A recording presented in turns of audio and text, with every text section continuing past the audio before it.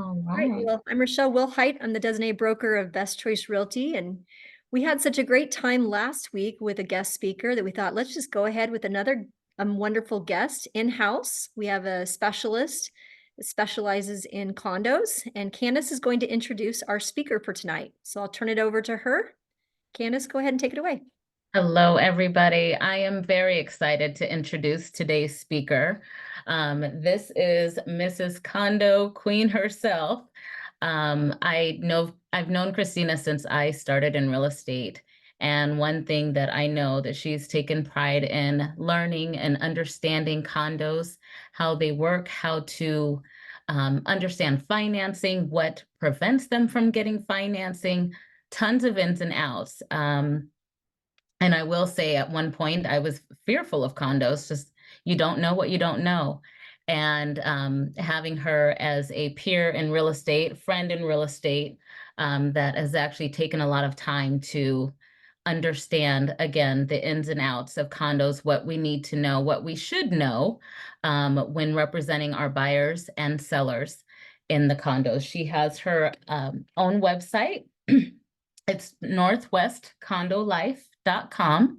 So I'll go ahead and put that in the chat. And Kristina, please go ahead. Let's get us started tonight. Thank you, Candace. Thank you. Yeah, so I could talk for hours, literally, on this subject. And I'm working up to actually having a class for you guys so that you can get continuing education. But I'm going to try and squish it all down into like 15 to 20 minutes and then leave room for questions at the end. This is based on questions that I've received from a lot of other agents and things that I see in listings, and I think it'll make a lot of sense. So this first page here is like all of the areas of, I call it the areas of competence that you should have a vague idea about when you're representing a client. There's a lot, but it's also not a lot. It's not that hard. It's just there's a bunch of little pieces to it all. And I have every confidence in it. And you can always call me, ask me questions, and I'm happy to walk through some of it with you. My goal is that I want you to do a good job for your clients, because we all want to do a good job for our clients, but I also want you to do a good job for the person that you're working with, and knowing the nuances of it. So I'm just going to jump right in. I'm going to talk kind of fast. I'm sorry. I'll have room for lots of questions at the end. And I'm just going to kind of go down my little checklist, and I'm just going to give you a bullet point. I literally could talk 10 minutes on each item, but we don't have that time. So starting on the left side, talking about listing. Well, first of all, what is a condominium? A condominium is not actually an architectural style. I know most condominiums, and the thing that most people think of is apartment style condominiums, like the one I'm in right now. And while that is the case, they can also look like a house, like a regular old house. They can look like a townhome where you've got multiple floors and people on the left or the right of you, or both, but nobody above you. They can also even look like a commercial space in a complex somewhere, or they can look like a boat slip. Like right now in Gig Harbor, there's a bunch of boat slips that are out for sale that are condominiums technically. So what it is actually how you own it. So you own your space, and then you communally own things with other people outside of your space. So in a condominium that's an apartment, you usually own walls in, and then together you own things that are the common elements. You own them in common, which is like the outside, the siding and the roof and the walkways and the gardening and the parking lot and all of those types of things. And so those are called the common elements. And then you will know that it's a condominium based on the paperwork that you get for it in the legal description. Let me go through. I'm jumping around a little bit.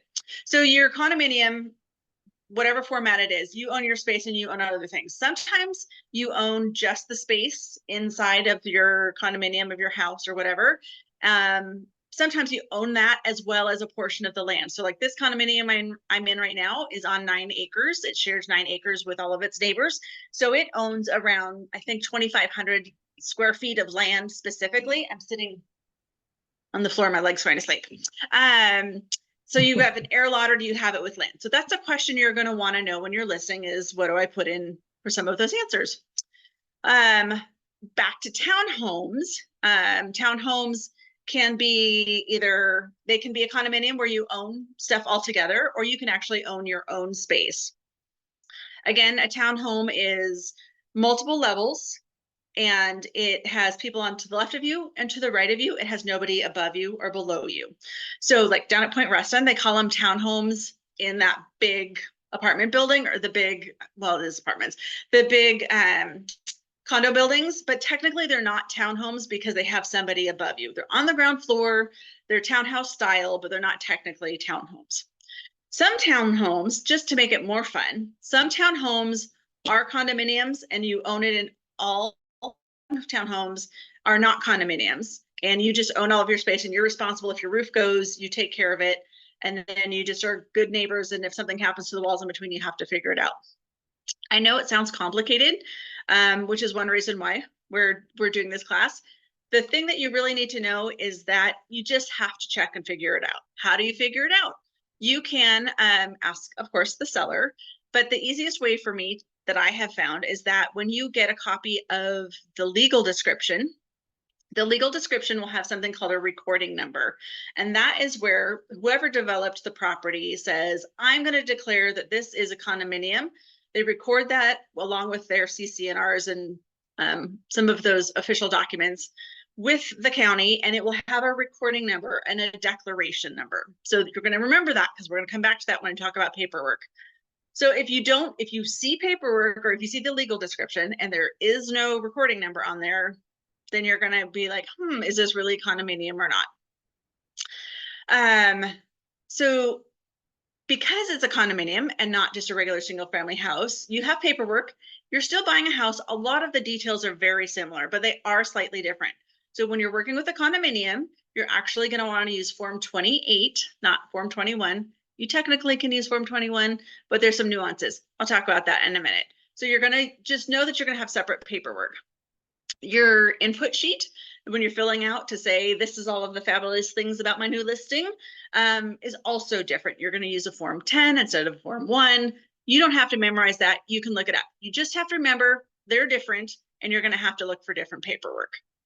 And then there's some legally required documentation. Again, the legal description is going to look a little bit different because it's going to reference that recording number.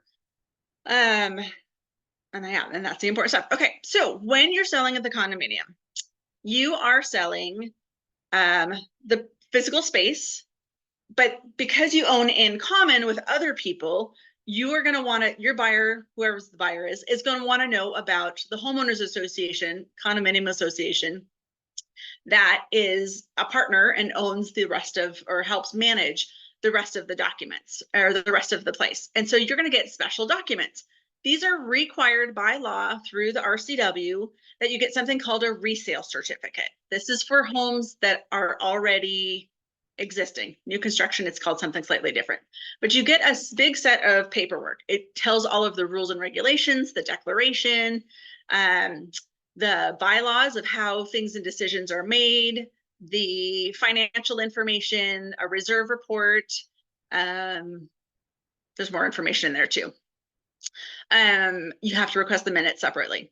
Yes, okay. So the reserve report is something, I know I'm kind of going fast, guys. I'm so sorry. Hopefully you can keep up. That's okay. You're doing great. when you have all of this stuff that's shared in common, because it's not its own, it's its own entity. It's technically a nonprofit. Everybody pays money every month through the form of homeowners dues to help with the upkeep and the long-term maintenance of those types of things. It's a giant piggy bank. So you'll have some things where somebody comes through and helps with the garbage, or cleans the stairwells, or does all of those general like weekly maintenance things possibly. Maintains the front gate or the front door or things like that. But then there's also times, like every so often, you're going to have to replace the roof, or you're going to have to fix siding, or you're going to have to resurface a parking lot or restripe the parking lot, and all of those types of things. Those are longer term, bigger projects that you're going to have to do. And so a portion of your dues, of somebody's dues, every month goes into a giant piggy bank called the reserves. And so when you're buying a condominium, you're going to know that there's like enough reserves if something happens. That will affect financing later on. So that's one reason why you're going to want to know that. But that's a lot of details in a condominium that you're supposed to be responsible for. And all of that stuff is legally required to be given to the new buyer within 10 days. That's 10 days. That's what the law says. You can't negotiate that away. I've seen agents try and do that, trying to say, we'll be better, you know, pick our offer of somebody else's because we're going to have a shorter time frame for looking through the documents and for you to give them to us. That is legally required. So you can't, that's not a negotiation point, even though you'll try. Some people try. So those are the assessments. The assessments are monthly homeowners dues, a portion of which goes to the normal things. For some people, it's like the garbage and cable. And then a portion of it goes to your long-term reserves, your giant piggy bank for the bigger projects of things that happen. In this condo, that the reserves are paying for resurfacing the pool.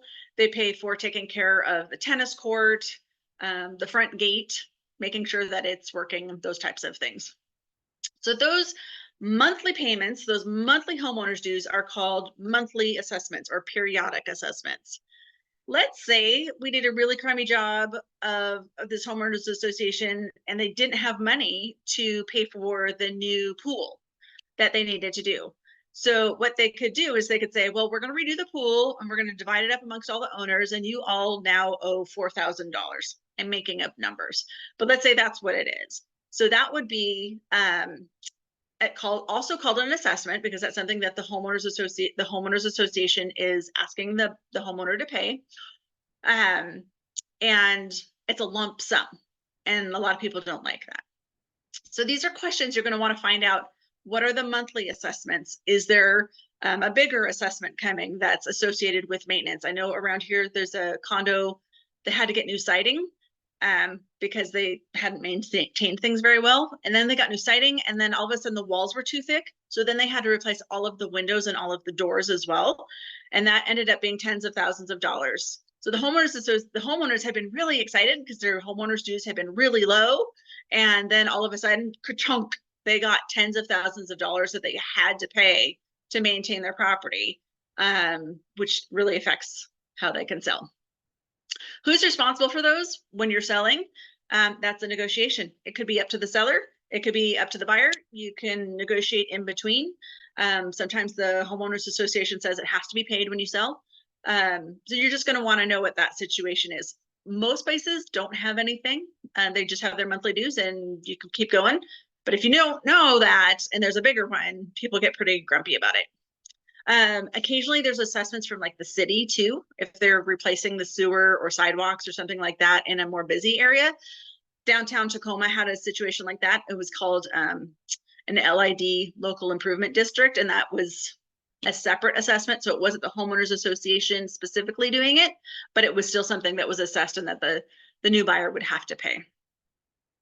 All right, so again, we talked about the reserves. The reserve report is the big plan. I think everybody should do this. Honestly, I wish they had a way to do this for homeowners, where you say, what is it going to cost me to maintain and do all of this stuff for the next 30 years? Like if my roof is going to last for 30 years, and I know it's going to cost, making up numbers, $100,000, how much do I have to save every year to have $100,000 saved up in that 30 years to pay for that roof? Okay, so that's the roof. Now, let's say every 15 years, I have to repaint my building. And so you figure out every 15 years, how much do I have to save to do that? And it's just a big plan of all of the checklist of maintenance items that the homeowners association will be addressing, and tells you, you can look at their budget of what their piggy bank looks like, what that big plan looks like, and then people can kind of figure out how they're doing. Homeowners associations, like we already talked about that a little bit. Listing considerations in the Form 10, we talked about that a little bit. Seller expected costs. Okay, so for the most part, the costs are the same, but the reserve report, which is that legally required document, the homeowners association can charge $275 for. $275 is what is legally the limit in the law. Lots of homeowners associations outsource that payment, and so there's additional fees on top of that, so it ends up being $350 to $360. So the homeowner needs to be prepared that they're going to have this extra expenditure. If they're in a pickle and they don't have cash and they're selling because they're in a really bad place, you're going to have to figure out how to do this. But it is a legally required thing, and they have to provide this document from the homeowners association to the buyer within 10 days of signing the contract of going mutual. So another thing you got to think about. If you're the listing agent, you're going to want to find out who from the homeowners association, how do we get that? What do we do? You can order it ahead of time and just put like buyers to be announced and then have it ready to go. Lots of times people like to do that. It also will help you answer a lot of questions when people are reaching out to you. So timeframes, I've already talked about a couple of them. Just know that there's a few added timeframes on top of the normal timeframes that you do that get negotiated.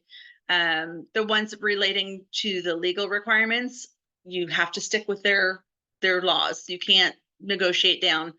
Once the buyer receives the resale certificate, I think it's 5 days that they have to look through it. You can't say, we'll do it in 3. I mean, you can do it in 3, but negotiating that away officially and taking that protection away from your buyer is really doing them a disservice. They should have the full amount of time that they feel comfortable.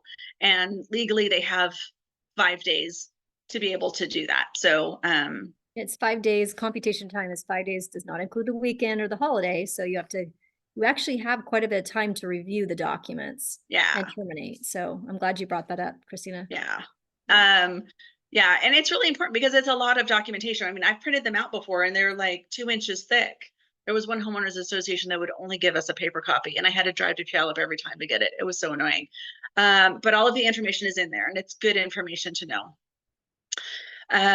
You've already heard me use a whole lot of new terminology.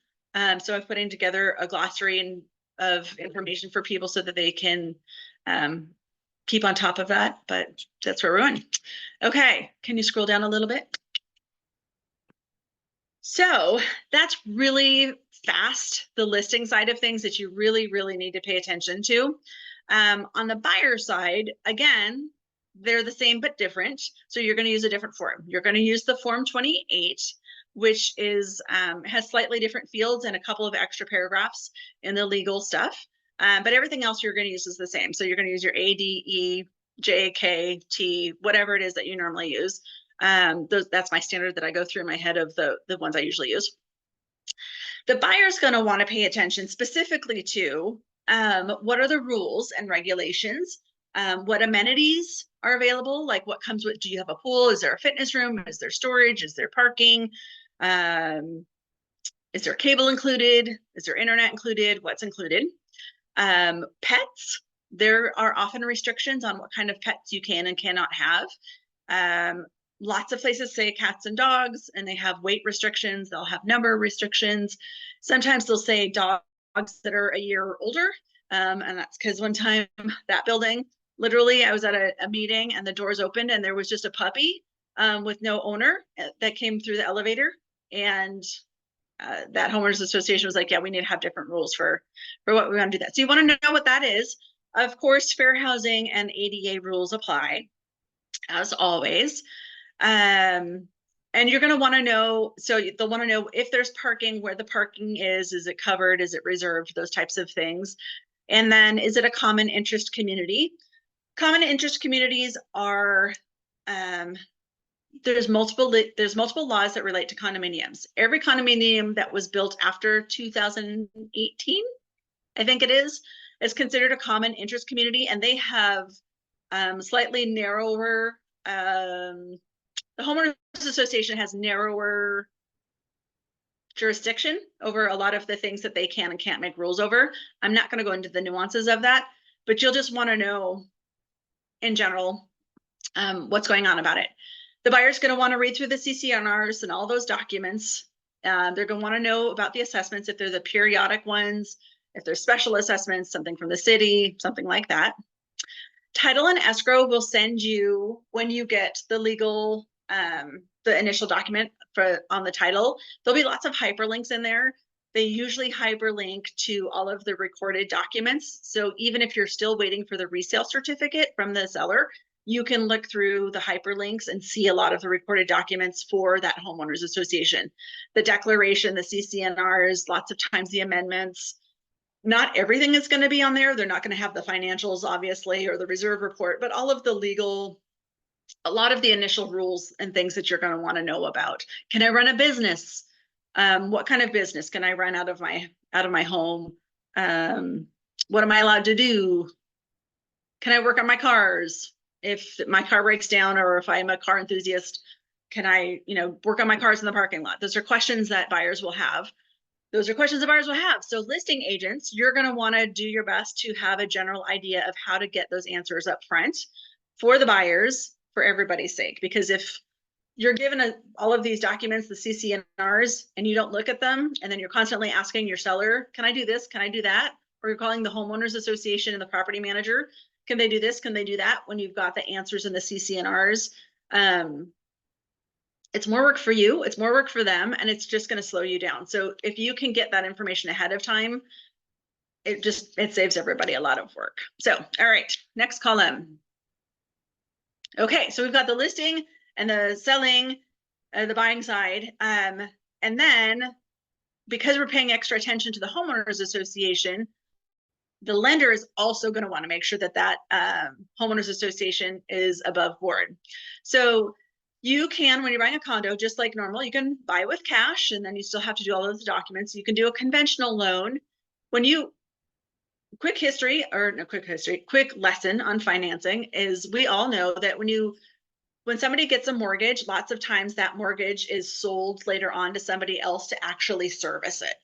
So in order to sell a condominium loan, they have a checklist of things to make sure that that homeowners association is not going to be really risky.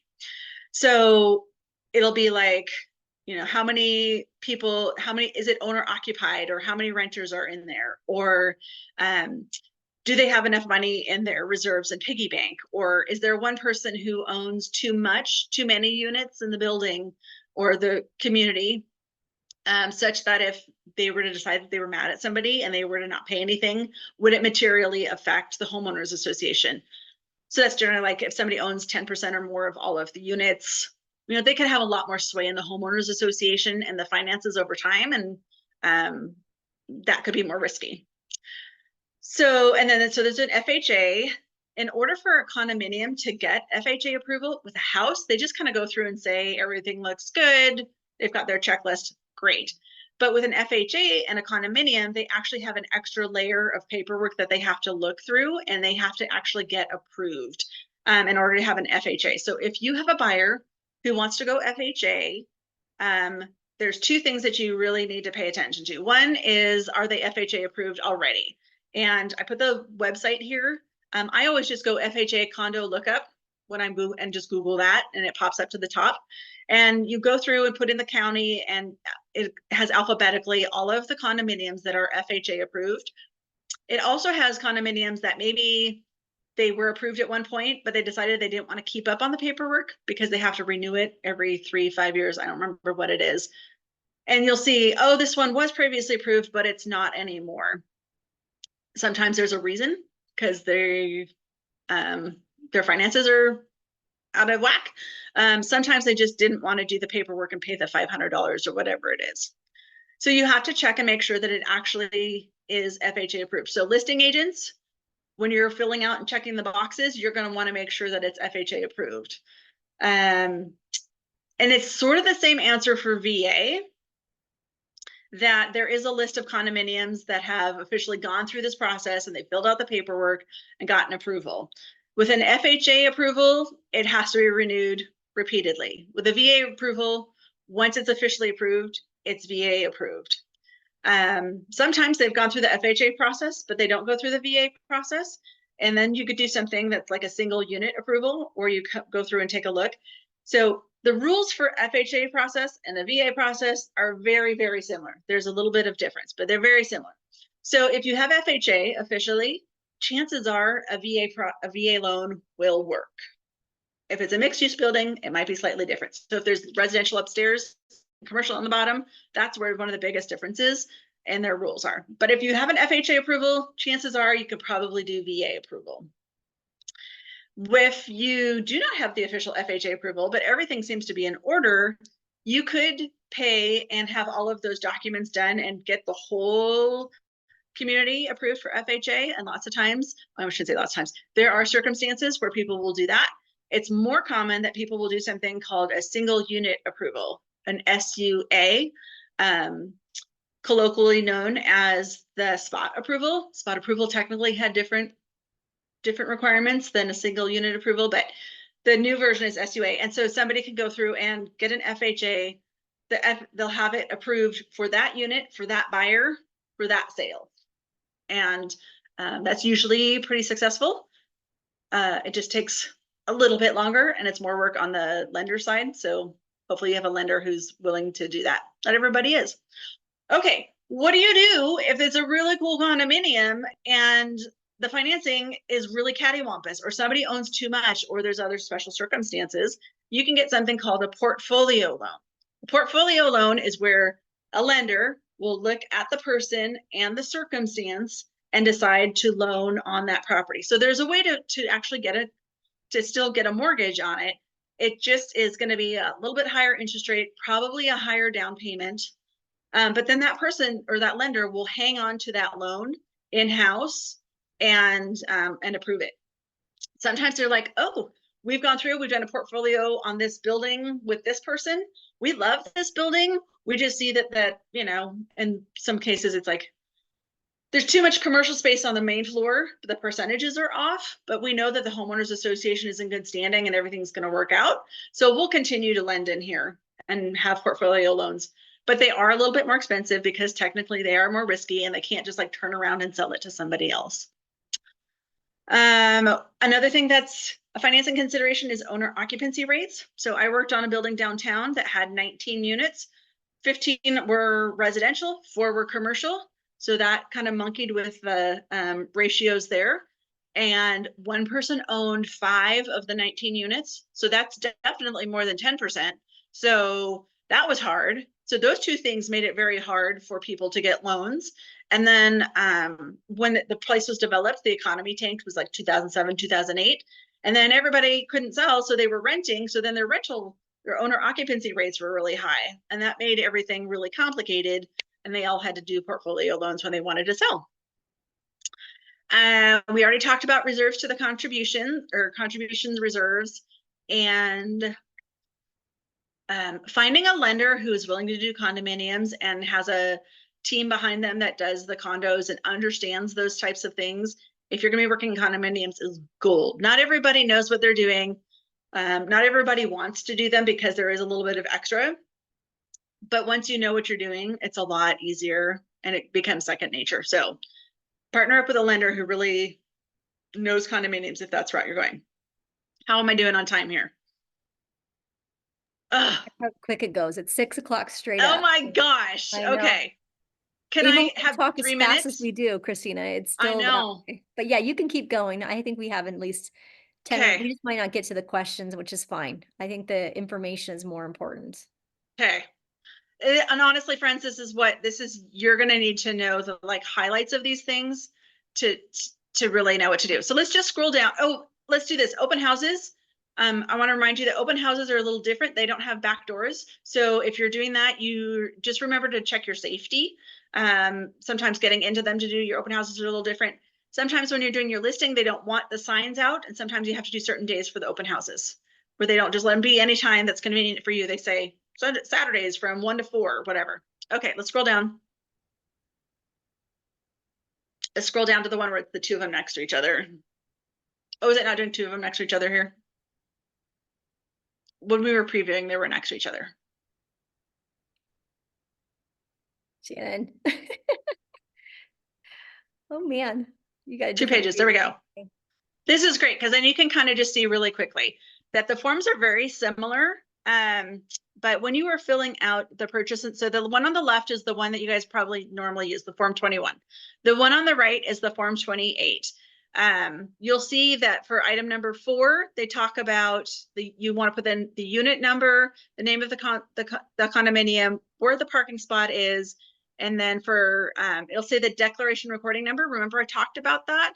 You can either handwrite it in or you check the box that says attached as Exhibit A. On the legal description, it's supposed to have that information.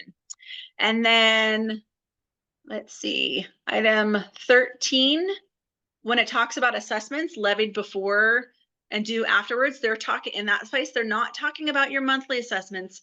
They're talking about the big assessments that are from the homeowners association that are a big lump sum or something from the city or something along those lines.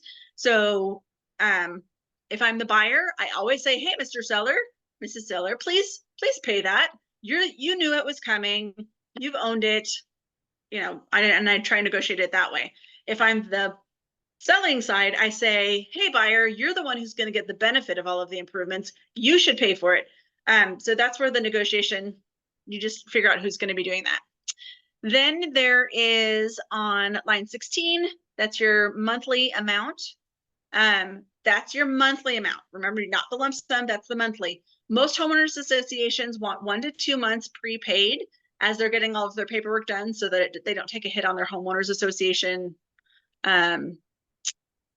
information. And then the information verification periods is not specific to condominiums. So, okay. There we go. Sorry. I really try to talk about, like I said, friends, I can talk for hours on this. That's awesome. But I think that's enough to get you going. I agree. There are questions that are flowing, Kristina. So you're sparking a lot of conversations, which is really fun. So I think I'll go through a few of them if you don't mind. Yeah. Does the appraisal go smooth? Condos, I'm sure you could speak to that. You've had appraisals that go through really smooth and some that don't. Can you talk to appraisals on condos? In general, I think appraisals actually go smoother because you're more likely to have comps that are very similar. Literally, like within the building, you're going to see something that is a lot easier. Okay. There would love to have a copy of your page, your checklist. Is there any way to make that available? Yes, that first page, the areas of competence, that is my item of value for you guys so that you can start going through and figuring everything out. The class that I'm creating and will be teaching, we'll go through all of that stuff in depth, but I feel like that's a really good place for you to get started and start your learning. Perfect. So that I think what you're envisioning is more training on all of those aspects of the of that line. That's great. Yeah. Make it easy for the buyer. Oh, this is a great suggestion. Kelly, I think, does quite a bit of condos as well. So appreciate your comment there, Kelly, to everyone. She leaves a note card in the unit that they can take with them to do a building or property tour. Most showing brokers have not been to the property before. Have you seen that as well, Kristina, in your experience? I upload in the supplements for me showing instructions that say, here's a map, here's the commonly asked questions, here's where things are, how to get from place to place. Yeah, you know, the gym is on the 2nd floor. Take the south elevator. Those types of things. Yeah, because it is really hard when you don't know what's where and where all the amenities are to be a showing. And if it's like somebody like me, I like to dabble in many different arenas, right? So it's like, I'm going to go out. Somebody wants to go look at a condo in Belltown, for example, this weekend. I get in my car, I go there. So it really does help when you help the buyer's agents by giving them some instructions or making it easier, either in the unit or like Kristina does on as a supplement. It's very helpful for us as buyer's agents. Love that idea. And then I also give some of that in a text when they confirm through showing time. I say, hey, thanks for setting up showing here. When you go through the gate, here's the code, turn right, you know, and follow it down to here. Here's the parking spot. You can park here, you can park here. Here's how you find it. So that they have it right at their fingertips. And when we make them look good, then they'll make us look good, is my opinion. Okay. Jan had a question. She said, if the HOA charges $536 for dues, it covers water and sewer, but charges a special assessment to do redo of pipes, have the owners pay. Is that a badly run HOA management?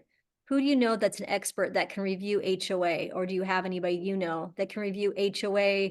I think what she's referring to is the reserve accounts to do. Right. Yeah. I guess I would need more context on that. I'm not going to say it was badly run because there's a number of reasons that they could have come up against that. 536 dues seems high for some people. I see some that are, 800, 900 a month. I see some that are 200 a month. The 200 a month one was the one that ended up having a big thing in the middle. I would need more context for that to be able to understand. Yeah, I think there's more to Yeah. it as well. I agree with you, Kristina. I think Yeah. the context is important. One HOA is not like another, right? And I Right. think once you have a copy of all of, that's why the state has the resale binder. And Right. it's funny, we call it a certificate, but it's a binder like you described. I mean, it's so Yeah. thick. And if you're only getting bits and pieces, that's where I feel like it's a badly run HOA, Jan. If you're Yeah. not getting a lot of information. Yeah, ideally you would want the reserves to have been in a place that they could have covered it. Just like every homeowners association is different, every executive committee on the homeowners association over time is different. So the new ones might have said, we're now having to clean up after what previous people have done. And the only way for us to really do that is through a lump sum. There's a little more to it. So ideally you would want that to be covered through the reserves, but sometimes the reserves aren't in place to be able to do that for a myriad of reasons. Yep. And sometimes, Yeah. you know what? I've had clients, Kristina, it's like I could look at the reserve account and I've done enough condos, like you've done a lot of condos as well. And the client still wants to buy, even though you in Yeah. your good heart, it's like, wouldn't buy it, but they want to buy it. They want to be in that community. They want to be close to mom and dad. There's many reasons why people will buy in an HOA where, on paper, it doesn't make sense. But again, people buy things all the time and it doesn't make logical sense. Again, they Right. buy for emotional reasons or for the view.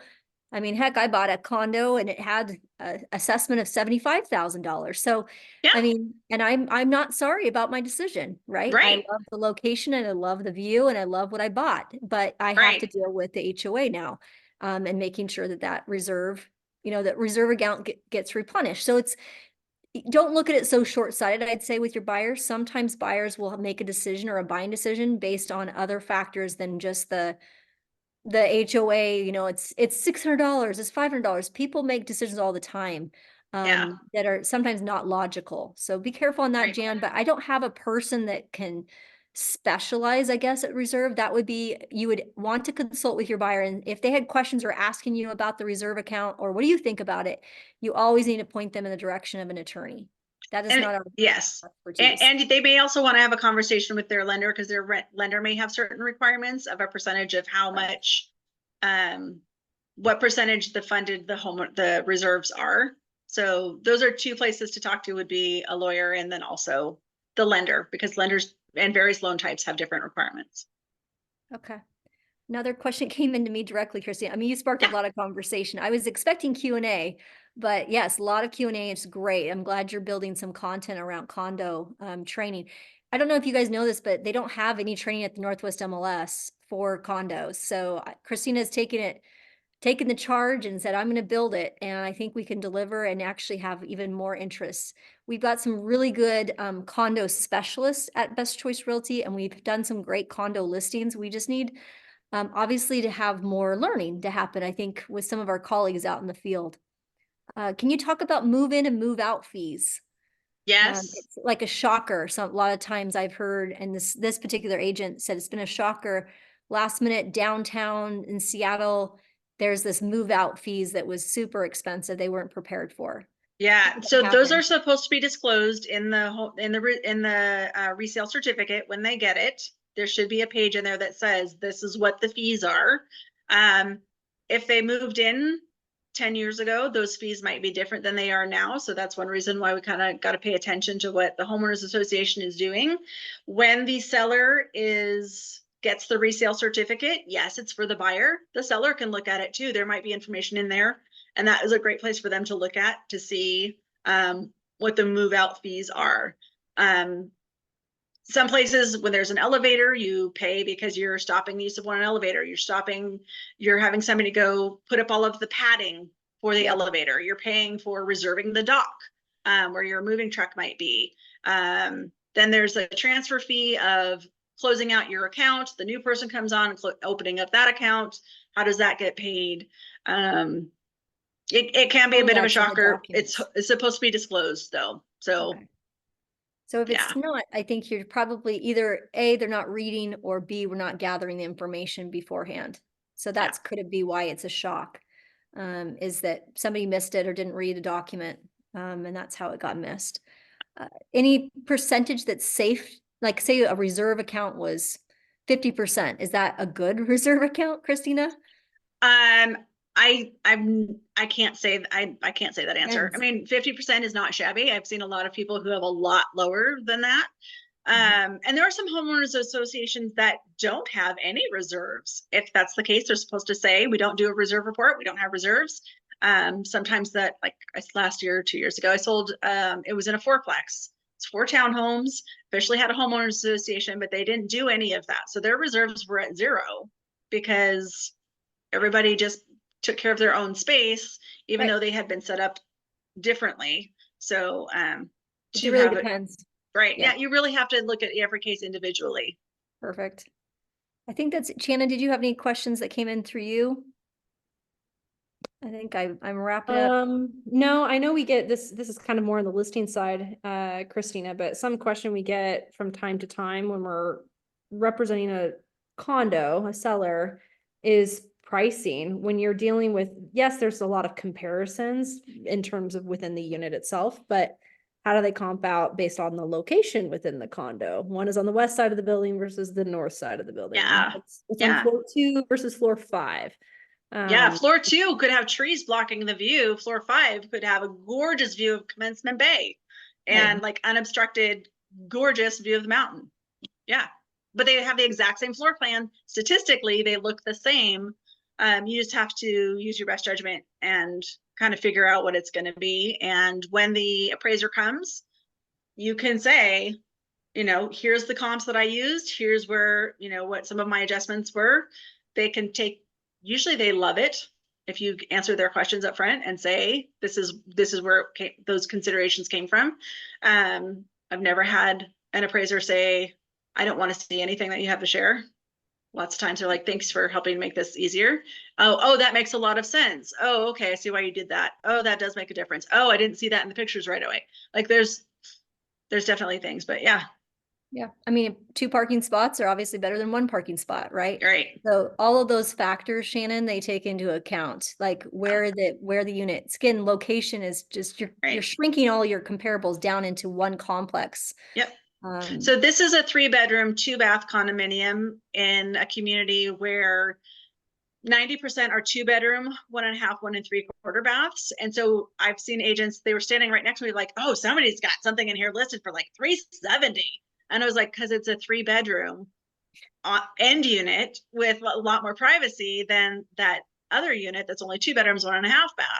And then there's another one that's got a garage and a bonus room, which doesn't show up on the appraisal assessor square footage, but it has huge benefit and appeal. So people will pay the same amount as a 3-bedroom, even though it looks like it's just a 2-bedroom. So you have to figure those things out. Okay, good. So again, sorry, people, I ran over big time. No, it's fine. It's an art, not a science. So I appreciate your candidness. I thought that handout was very, very well done, Kristina. That was great to have a nice checklist so people can kind of go through it. And ask yourself when you go through that handout that she went through, you know, do I have the knowledge? Do I have, you know, maybe I need to get some more training on something, or maybe before I start writing something, maybe I just ask a few more questions to somebody like Kristina, who's done it a long time, or to me, or to Candace or Shannon or Virginia, who have done condos in their career and can kind of guide you through the next step. So if you haven't done it, I would encourage you to partner. Sometimes the best thing you can do if you have never done something before is to partner, share your compensation with that other partner agent. And it's almost like you're learning, you're paying for your learning, but it's just a one hit, right? And then you can become better at what you're doing just by partnering somebody that has more knowledge on something. I'm happy to do that with people, and you will get the lion's share of the commission, don't worry. And I'll share my knowledge. It just, I think the more educated we are, the better we do. And we're just going to raise the bar, and then people will be excited to work with Best Choice because we know what we're doing. That's right. And we've had the learning and the experience and the location that we know are in our backyard, how to adjust things. And we know how to, answer questions and things like that. And we're not always saying, this is one thing I hated, Kristina, is, oh, just talk to an attorney. It's like, I mean, attorneys don't have the knowledge base that we have of like Right. what's going on in those condo complexes, or know who to contact to get some of those answers. We're like It's like taking little the Zestimate. investigators. The Yeah. Zestimate like gives you a general idea, like people kind of understand, but the reality is Zillow hasn't been in the condo to know what's Yep. the difference. And the real estate agent's more boots on the ground. Somebody that specializes in condos like you can sell probably double or triple the kind of condos, because I'm not specializing in something like that. So I really appreciate your comments tonight. It was well done. And if there's other Awesome. condo people in here, I would love to chat and mastermind. Super. Oh, I Yeah, think I you and think- Kelly would be best friends. Okay. Kelly's done, Yep. I think Kelly did a couple of years ago, maybe a year ago, about reserves. And we kind of, we opened up an example, and it was kind of fun to hear her thoughts on that. So yes, great job. A lot of people, thank you for taking your time, Kristina, Yeah. and sharing your knowledge with us. Have a great week, you guys. We're off to an incredible start of May. This is kickoff. This is the time where you should be getting listings and working with buyers. It is right now a lot of uncertainty, but that uncertainty is creating opportunity. So take advantage of that. I've got people that I talked to last year who are now thinking about, maybe I should list. Yes, now's the time to list. Now's the time to buy. It is a perfect time for that, for either one. All right, have a great week, you guys. And we'll post the, if you don't mind, Kristina, we'll post your handout on our website. Yeah, that's fine. And then Kelly, message me. My info is at the bottom of that page. It'll be 'Cause awesome. all I see is Kelly. We're gonna get that connection started. Don't you All worry. right. Thank you. Yeah, you guys are gonna be a powerhouse there. All Okay. right. have a Sorry I good ran one. over, friends. All right. Thanks so much. Thanks, Shannon. Thanks, Bye. Candace.